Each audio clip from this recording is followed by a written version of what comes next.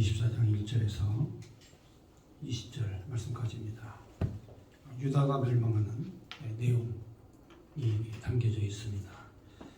어떻게 하면 하나님이 눈동자처럼 지키시고 보호하신다고 했던 유다가 하루아침에 멸망해 가는 그 내용을 보면서 어떻게 하면 나라가 망하는지, 어떻게 하면 살림이 망하는지, 어떻게 하면 인생이 망하는지, 망하는 것에 대해서 설명을 잘 해주고 있습니다.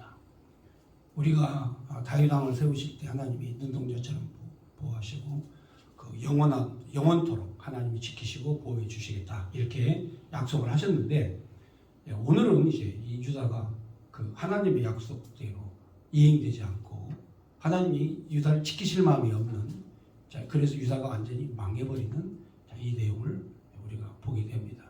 하나님께서 약속을 어기시고 하나님이 그 뜻을 바꾸시고 유다에 대한 그런 열정과 애정을 배반하시고 유다를 망하게 하셨는가? 자, 그게 아닙니다. 우리는 이제 이 성경을 해석하고 읽을 때 하나님은 영이시니 영적 문제를 보고 얘기를 해야지, 육적인 문제를 보고 해결했다가는 우리가 올바른 해석을 못합니다. 그래서 오늘은 육적으로는 유다가 망하지만 영적으로 하나님이 살리시는 이 내용을 찾아야 되겠는데, 하나님께서 유다를 영원토록 유다 왕국을 지키시고 보호하겠다, 또 유다 자손을 눈동자처럼 지키시고 보호하시겠다 그랬죠? 근데 왜 하나님이 유다를 망하게 하셨느냐? 자, 이 하나님이 유다 왕국을 세우실 때에는 하나님께서 계획이 있으셨습니다. 바로 교회를 세우시고 이 예수 그리스도를 통해 통치하시는 영원한 유다 왕국, 예수 그리스도가 요셉의 아들로서 유다 자손으로 이 땅에 오셔서 다윗의 자손으로 이 땅에 와서 바로 영원한 통치를 이루시는 주님의 몸된 교회를 세우시고, 또 그 예수가 또 마지막 날 재림하셔서 이 땅을 심판하시고 세상의 체질을 다 바꾸시고 바로 하나님의 나라, 영원하신 그 나라를 세우시는 그 역사를 위해서 유다 왕국은 역사 속에 사라지는 겁니다. 그래야만 교회가 세워지겠죠.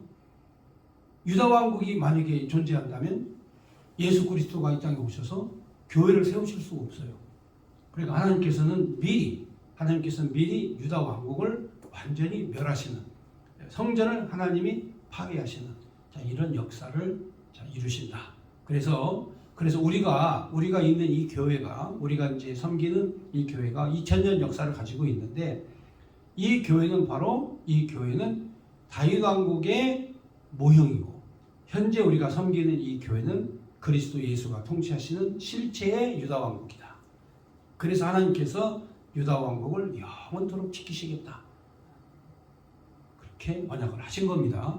자, 여호와라는 뜻이 약속을 지키시는 분이라는 뜻이에요. 우리가 흔히들 여호와 하나님 그러죠. 모세가 처음 하나님을 만나서 당신 누구예요? 물어보니까 나는 스스로 있는 자다, 나는 여호와다 이렇게 말씀하시죠. 이 뜻을 해석하면 약속을 지키시는 분이시다는 뜻이에요. 자, 우리 하나님 여호와께서 약속을 지키시는 이 전능하신 하나님의 역사, 이 역사가 오늘 열왕기하 25장에 기록이 됐습니다. 그러니까 이제 외형적으로 보면 유다 왕국이 멸망을 하지만 실제적으로 이 모델, 쉽게 말하면 모델하우스 있죠. 모델하우스 제대로 된 집 치면 모델하우스는 그냥 다 무너지죠. 다 없애버리죠. 그 땅에 세워놓을 이유가 없죠. 그렇지 않습니까? 그래서 이제 예수 그리스도를 통해서 세우실 영원한 그 나라, 그 교회를 하나님이 세우시기 위해서 바로 유다 왕국은 멸망돼야 된다. 그래서 유다 왕국은 이제 멸망되는 겁니다. 그래서 왕이 사로잡혀가고 막 눈이 뽑히고 앞에서 막 죽임을 당하고, 그 다음에 백성들은 포로로 끌려가고, 그 다음에 성벽은 헐리고 성전은 파괴되고, 자, 이런 일들이 오늘 24장 25장의 내용에 기록이 되어 있습니다. 그러니까 이 내용은 육적으로는 유다 왕국이 파괴되지만 영적으로는 그리스도 예수의 왕국을 준비하는, 새로운 그 나라를 준비하는 과정에 있다, 이렇게 보시면 됩니다. 그럼 유다가 왜 망했느냐? 범죄 때문에 망하죠. 범죄.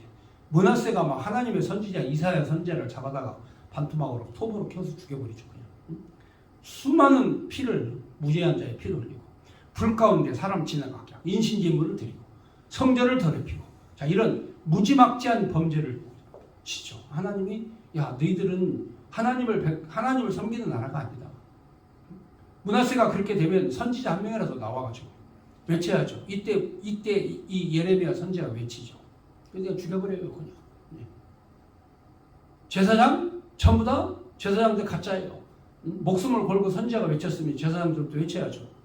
제사장들은 다 왕의 편에 권력 앞에 굴종하고 복종하고 엎드리고 자 이런 일들이 생기는 거죠. 나라가 망하려면 종교의 질서가 먼저 파괴되는 거예요. 나라가 망하려면 교회의 질서가 먼저 파괴돼요. 오늘날 우리 한국 교회도 마찬가지예요. 이제 대한민국이 지금 망하는 징조로 가고 있는 거예요. 왜냐? 한국 교회가 회개하지 않으면 이 대한민국 이대로 망하게 되어 있어요. 왜냐하면 교회 안에서 공산주의를 받아들여요. 공산주의는 적그리스도거든요. 공산주의는 적그리스도예요. 그리스도를 반대하는 이념과 사상이거든요. 근데 교회가 적그리스도를 받아들이는 화해와 협력이다. 인류의 평화의 공존이다.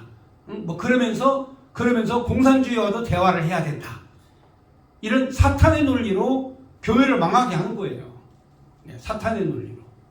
그러니까 이 교회가 썩을 대로 썩어가지고 이제는 자신들이 망하는 길로 가는지 자신들이 지금 범죄를 하고 있는지 그조차도 감각이 없어요. 여러분 제가 얼마 전에 아는 목사님 한 분이 이 당뇨에 걸렸어요.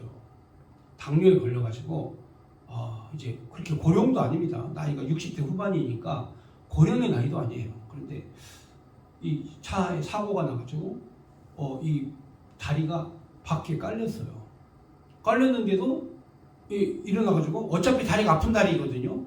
아픈 다리니까 그냥 찔룩찔룩 그냥 걸으면서 집에 왔대요. 아무렇지도 않아서 그냥 왔대요. 그래서 제가 그랬어요. 목사님 차에 깔리면요 이건 틀림없이 골절입니다. 빨리 병원에 가보세요. 뭐 그래? 하고는 이제 병원에 갔어요. 엑스레이를 찍어보고는 전치 6주 다리가 골절이 된 거야. 에? 근데 골절되면 아프잖아요. 그렇죠? 근데 아파야 되는데 안 아픈 거야. 왜 안 아프냐? 당뇨가 와가지고 감각이 마비된 거예요. 감각이. 그러니까 뼈가 부러져도 아프질 않는 거야. 그래서 제가 큰일 날 뻔 알았다고. 이거 안 아픈 줄 알고 있다가 큰일 난다고. 빨리 치료를 받아라 해가지고 기부스를 했어요. 또 치료를 받는 거예요. 다리가 이게 골절이 돼도 아픈 감각이 없는 거는 신체적으로 어떤 문제가 발생했기 때문에 그런 일들이 일어나는 거예요. 그러니까 우리가 이 감각이 상실되면 안 돼요. 항상 우리가 건강해야 돼. 그러니까 한국 교회가 건강하지 못하면 바로 이 감각이 상실되면 이 공산주의가 나쁜 이론인지 적그리스도인지 이게 모르는 거예요. 그러니까 사람들이 깜빡 속는 거예요. 가정이 망하는 것도 마찬가지예요. 가정이 망하는 것도 가정이 건강해야 돼요. 부부간의 관계도 건강한 관계를 유지하고 그리고 사업도 마찬가지예요. 사업이 안 망하려면 그 사업이 건전한 사업이 돼야 돼요. 그런데 건전하지 않은 사업은 반드시 망하게 돼 있어요.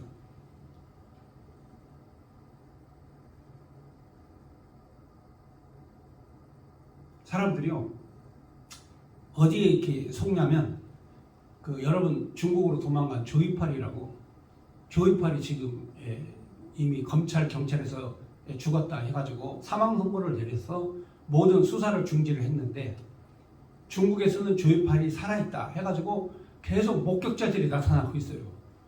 그러니까 그 장례식은 가짜 장례식이죠. 충분히 그렇게 하고도 남을 사람이야. 제가 봐도 그렇게 하고도 남을 사람이야. 그 사람은 자기에게 투자하면 40%의 고이익을 준다. 해가지고 40%를 줘요. 이자를 40%를 준다니까요.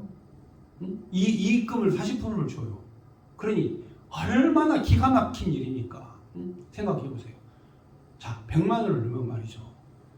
100만 원을 넣으면 40%의 이자를 줘요. 그러면 매달 여러분 매달 들어오는 수입이 1000만 원을 넣으면 400만 원이 들어와요. 그러니 이건 기가 막힌 일 아닙니까? 그러니까 사람들이 너도 나도 막 다 이렇게 이 특별한 이 유사수신이라고 하는 건데 피해가지고 10조가 모였어요. 10조. 그리고 거기 투자한 사람이 7만 명이야. 7만 명이 너도 나도 막 돈을 갖다가 집어넣은 거예요. 왜냐하면 이자가 바로 매달 나오니까. 매달 나오니까. 순식간에. 그래가지고 7만 명이 10조의 돈을 모아가지고 조이팔한테 줬는데 조이팔이 그거 갖고 날라버렸어요. 중국으로 가버렸어요. 사람들이 얼마나 억울하고 분하겠습니까?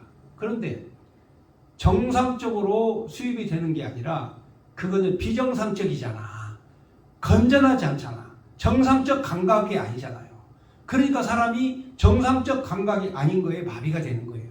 신경이 마비돼가지고 있는 재산 없는 재산 다 집어넣으면 뻥 불려가지고 금방 떼부자가 된다. 이 생각을 한 거죠, 사람들이. 그러니까 그런 계획을 짠 조이팔도 나쁜 놈이지만 그걸 또 수입이라고 생각하고 떼부자가 된다고 생각하고 전 재산 팔아가지고 전세금 빼가지고 은행 융자 받아가지고 집어넣은 사람도 문제예요. 그러니까 가장 문제는 정상적 감각을 상실해버린 비이성적 그런 사고방식을 가진 이러한 상태가 되면 망하는 거예요.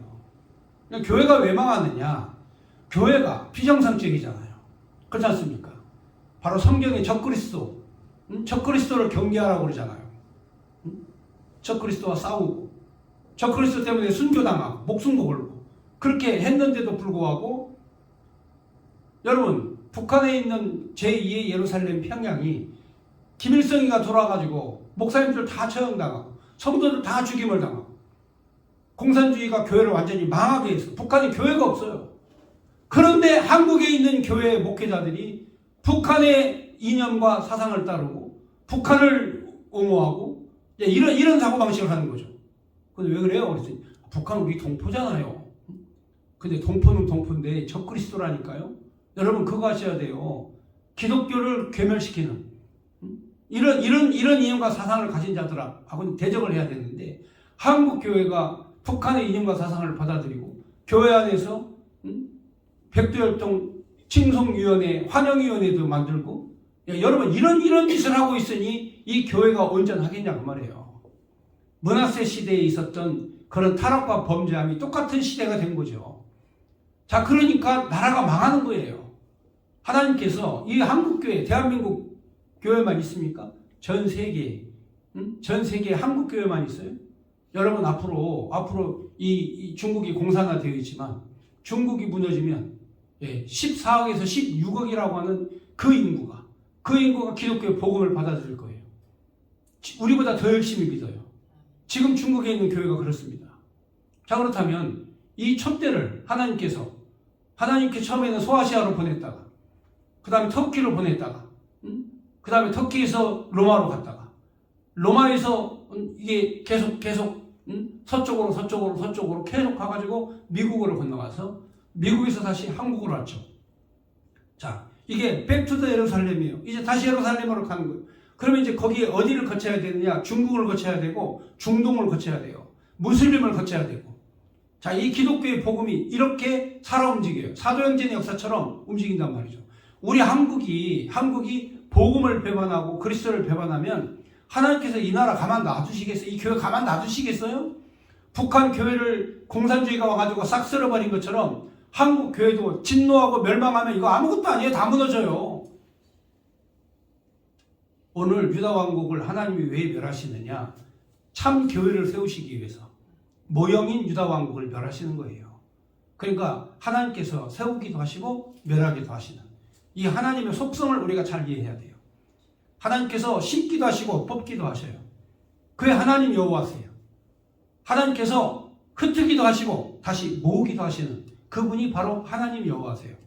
하나님은 언제나 우리에게 행복한 날을 줄 거라고 생각하면 안 돼요. 바로 오늘 유다 왕국이 멸망당하는 내용을 통해서 바로 하나님께서 왜 유다를 멸하시는가? 유다를 멸하시는 이유가 있어요. 왜 멸하실까요? 예, 그렇습니다. 유다 왕국은 멸망돼야 돼요. 유다 왕국은 망해야 돼. 하나님 앞에 성전에서 범죄하고 우상의 제물을 섬기는 데에도 제사장들이 그걸 허용하고 제사장들이 그걸 묵인하고 그러니까 성전이 회파되고 더러워지는 거예요. 왕의 권력이 얼마나 무서우면 제사장들 하나가 나서서 얘기를 못해. 어느 누가 하나 말을 못해. 그래서 유다는 하나님 앞에 버림받았다. 자, 그런데 왜 버림을 받았는가? 바로 모형을 하나님이 멸하시고 하나님이 진짜 실체를 세우시는데 그 실체가 다윗의 자손 예수 그리스도가 세우신 교회다. 이 교회를 하나님이 세우시기 위해서 유다 왕국을 하나님 싹 멸하시는 거죠. 예수님 오시기 606년 전에 바벨론 느부갓네살을 통해서 다윗이 세운 그 나라, 400년의 역사와 전통을 가졌던 유다의 왕국이 망하는 이 내용이 오늘 열왕기하 24장에 기록이 되어 있다 하는 내용입니다. 자, 성경 보겠습니다. 여호야김 시대에 바벨론 왕 느부갓네살이 올라오매 여호야김이 3년간 섬기다가 돌아와서 그를 배반하였더니 그랬습니다. 자, 이게 이제 이 배반이라는 게 그렇습니다. 왜 이 여호야김이 왜 배반을 했냐면 여기는 이제 단순히 뭐 배반했다 이렇게만 나오지만 실제적 역사를 보면 성경은 반드시 이 문자적 해석하고 그리고 역사적 해석을 해야 되는데 역사적 배경을 보면 그 당시에 강대국이 이제 두 나라가 있었어요. 한 나라는 바벨론, 한 나라는 이제 애굽 이렇게 두 강대국이 있었습니다. 그런데 원래 이 바벨론이 이제 그 바벨론보다 더 큰 강대국이 있었는데 그 강대국이 아시리아예요. 아시리아. 성경에는 아수르라고 기록이 되어 있는데 아수르가 강대국이에요. 그런데 바벨론이 아시리아를 점령을 해요. 점령을 하면서 그 당시 중동 패권 국가가 돼요.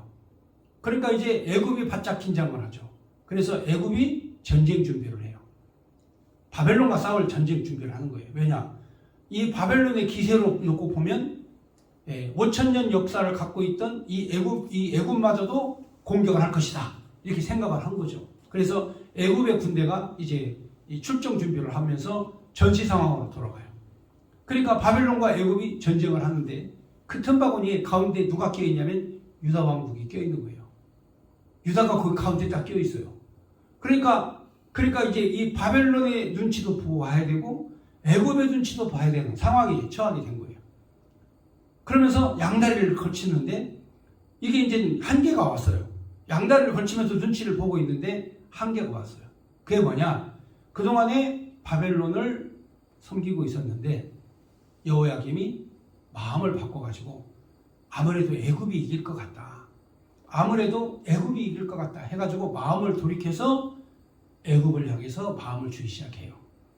자, 그런데 이때 이사야 선지자나 예레미야 선지자가 이사야 선지자가 예언했던 내용 그대로 이사야는 이제 이 여호야김이 오시기 약 80년에서 100년 전 분이시니까 이분이 미리 예언을 다 했어요. 너희가 상한 갈대지팡이를 의지하지 마라. 애굽을 향해서 한 얘기죠.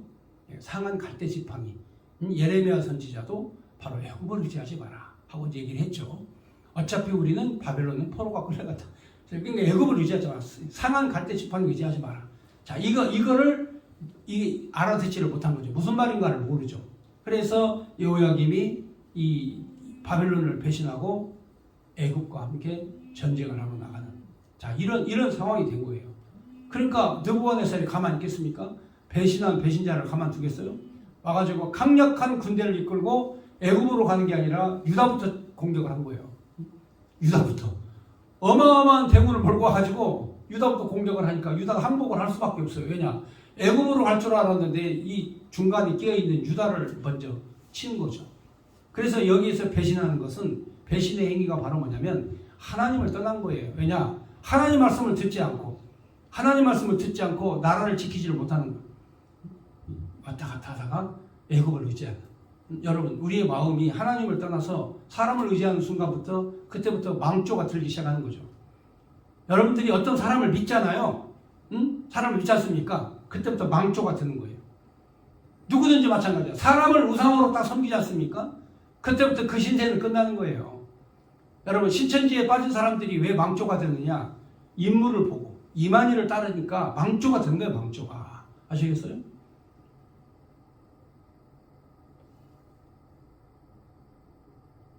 그러니까 사람을 존경하고 사람을 따르고 사람을 우상화시키면 그게 왕조라니까요. 애굽이 우리를 구원해 줄 것이다? 그렇지 않죠. 여러분, 니느웨 성에 가가지고 말씀을 해줬던 요나와 같이 하나님의 재앙이 이 성에 임하였다. 그러니까 이방 땅 니느웨 성이 회개하고 하나님 앞에 금식하고 다시 살아나잖아요. 선지자 이사야와 예레미야가 그 상한 가트 지팡이를 의지하지 마라, 너희 망한다, 이렇게 얘기하면 베옷을 입고 금식하고 하나님 앞에 나아가서 부르짖고 기도하는 태도를 보여야 될 거 아닙니까? 그런데 애굽을 의지하면 애굽이 우리를 살려줄 것이다, 이렇게 사람을 의지하면 사람이 우리를 살려줄 것이다, 이런 식으로 생각하면 망한다니까요. 그러니까 우리 믿는 성도들의 굳건한 심지는 살아도 죽어도 오직 우리는 그리스도 예수다. 응? 나는 주님 외에는 믿을 사람이 없다, 이렇게 딱 생각을 하는. 그래서 강한 심지를 가져야 되는 거예요. 어린아이에서 어른이 되는 순간 그게 언제인 줄 아세요? 독립하는 거예요. 끝까지 어린아이는 부모님을 의지하는 거죠. 애기니까, 어리니까.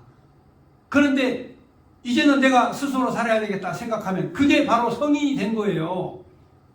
그러니까 사람 의지하는 거, 이거는 망쳐주는 거죠. 누구를 마찬가지. 여러분, 다 큰 어른이 돼가지고 30살 돼가지고 40살 돼가지고 그때 어머니 아버지를 의지하고 있으면 되겠어요? 그게 망조 아니에요? 그게? 그런 게 망조죠? 우리 대한민국이 만군의 여호와 하나님에게서 떠나서, 만군의 여호와 하나님을 떠나서 사람을 의지하는 순간 이게 망하는 거예요. 그래서 교회가 인본주의가 되는 순간 한국 교회는 이미 망한 거라고 말이죠. 철저하게 하나님만 바라보는 믿음 안에서 교회가 커야 되거든요. 그런데 이 애굽의 왕을 의지하는 이 여호야김이 문제라는 거죠. 그래서 바로 여기에서 3년간 섬기다가, 바벨론 섬기다가 돌아서서 그를 배반하여 애굽을 섬기게 됐다는 뜻이에요. 자, 1절, 2절 가겠습니다. 여호와께서 그의 종 선지자들을 통하여 하신 말씀과 같이 갈대아의 부대와 아람의 부대와 모압의 부대와 암몬 자손의 부대를 여호야김에게로 보내 유다를 쳐서 멸하시려 하시니, 이 일이 유다에게 임함은 곧 여호와의 말씀대로 그들을 자기 앞에서 물리치고자 하심이니 이는 므낫세에 지은 모든 죄 때문이며. 자, 여기 보시면 여호와께서 유다 자손들을 자기 앞에서 물리치려고 사방의 대적들을 불러오셨다는 뜻이에요. 그러니까 내 주변에 적이 많으면, 사방이 적이 몰려오잖아요. 그러면 그때 바로 엎드려야 돼. 하나님, 제가 뭘 잘못했습니까? 하나님, 제가 무엇이 문제입니까?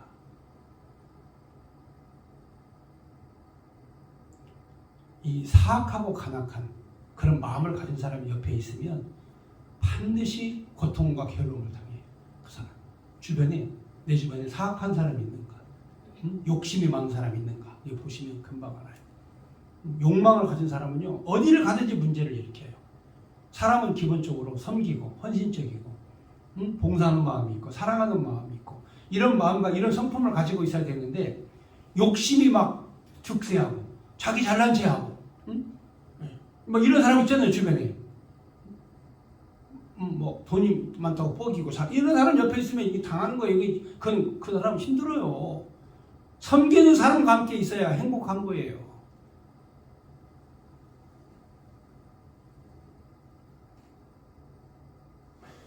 지금 이 시대의 목회자들 가운데에서 가장 잘 섬기는 목사님이 있어요. 목사님들마다 다 섬기고 자기 밑에 있는 주의 종들을 다 이렇게 섬기고, 집이 없으면 집도 이렇게 마련해서 주고 막 이런 목사님이 있어요. 전 세계적으로 헌금이 들어와도 그거 다 나누고 베풀고 주고. 우리 저 사랑제일교회 정광 목사님 그래요.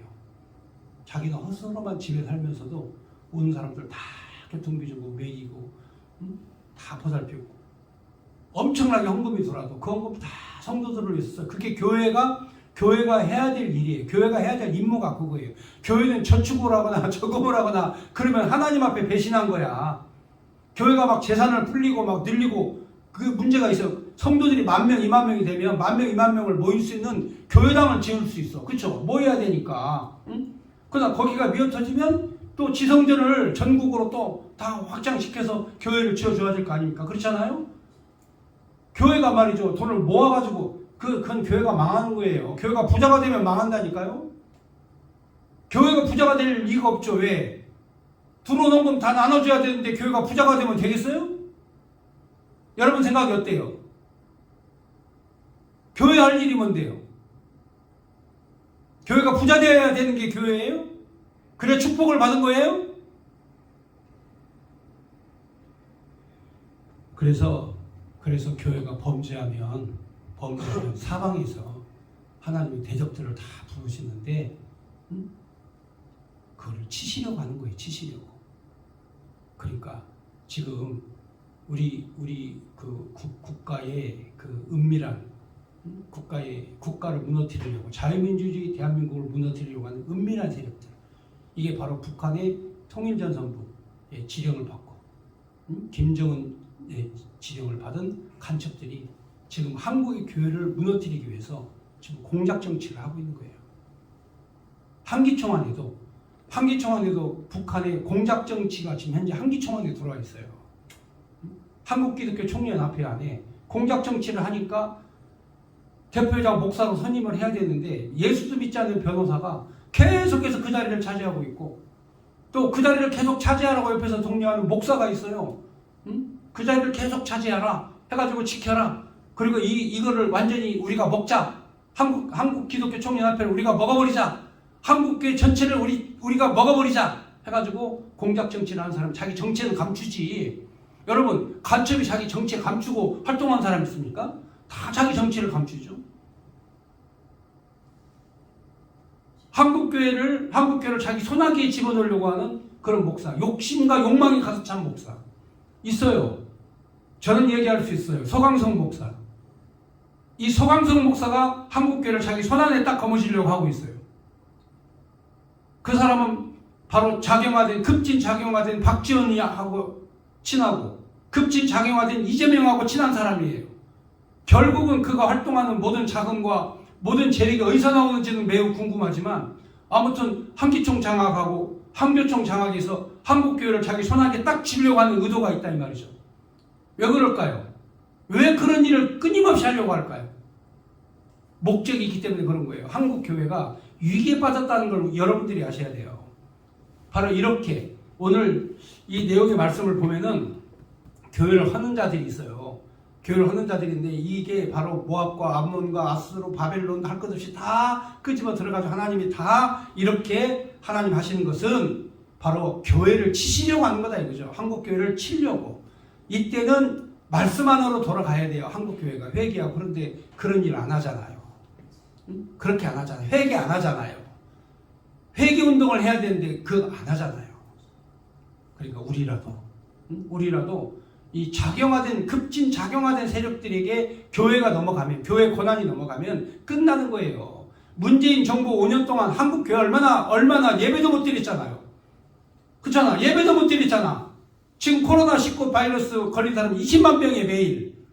매일매일 20만 명입니다. 그런데 1명, 2명, 3명 나왔다고 교회 폐쇄시켜요? 하나님 앞에 예배 드려야 되는 교회당을 폐쇄시켜요? 공산주의 아니면 그렇게 못하는 거예요. 공산주의이기 때문에 그렇게 한 거예요. 그러니까 이 나라의 이 위기가 찾아왔는데도 위기인지를 몰라요. 그러니까 나라가 망하는 거고 교회가 망하는 거예요. 그러면서 해석을 해요. 이걸 해석을 합니다. 3절에 보면 이 일이 일어난 것은 무엇이냐? 이 일이 왜 일어났는지. 3절에 보면 이 일이 유다에게 임함은 곧 여호와의 말씀대로 그들을 자기 앞에서 물리치고자 하심이니 이는 므낫세의 보치은 모든 죄 때문이며. 그러니까 바로 이들을 하나님께서 물리치고 멸하시려고 하시는 것은 바로 사악한 왕이 나와서 성전을 회파시키고 복음을 회파시키고 사악한 교회 지도자가 나와가지고 복음 아닌 다른 복음을 전하고 성경 내용 아닌 다른 말씀을 전하고 이런 범죄를 한다 이 말이에요. 이런 범죄를. 그러면서 또한 그가 무죄한 자의 피를 흘려서 그 피가 예루살렘에 가득하게 하였습니다. 여호와께서 사시기를 즐겨하지 아니하시니라. 하나님께서 유다를 멸하시기로 작정하시고 아주 작정하시고 유다를 멸하시는 것을 즐겨하시는 사는 것을 하나님이 하지 않는다. 이제는 너희들의 범죄와 죄를 내가 용서하지 않겠다 하시면서 유다를 멸하시기로 작정하신 거죠. 5절에 보니까 여호야김의 남은 사적과 행한 모든 일은 유다 왕 역대지략에 기록되지 아니하였느냐. 여호야김이 그의 조상과 함께 잠에 그의 아들 여호야긴이 대신하여 왕이 되니라. 애굽 왕이 다시는 그 나라에서 나오지 못하였으니 이는 바벨론 왕이 애굽 강가에서부터 유브라데 강까지 애굽에 속한 모든 땅을 다 점령하였습니다라. 그러니까 이 상한 갈대 지팡이가 이제는 힘이 없는 거야. 애굽이 자기를 지켜줄 줄 알았더니 바벨론 왕 느부갓네살이 애굽을 점령해가지고 애굽의 군대가 나오지 못하는 거야. 도와줄 사람이 없어.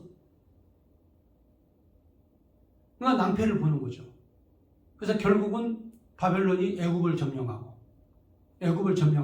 이제 유다를 점령하는.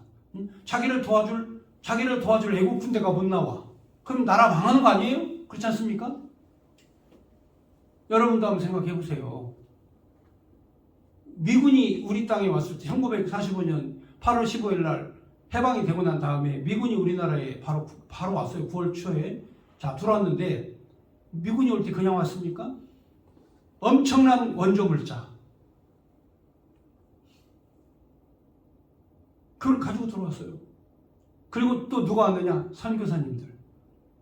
선교사님들이 또 엄청나게 많이 한국 땅에 들어와서 방방곡곡에 교회를 다 세우는 거예요. 학교를 세우고 병원을 세우고. 이게 바로 대한민국의 발전의 가장 원동력이 된 모든 텀이 바로 거기. 선교사님들이 와서 학교 세우고 병원 세운 거, 교회 세운 거.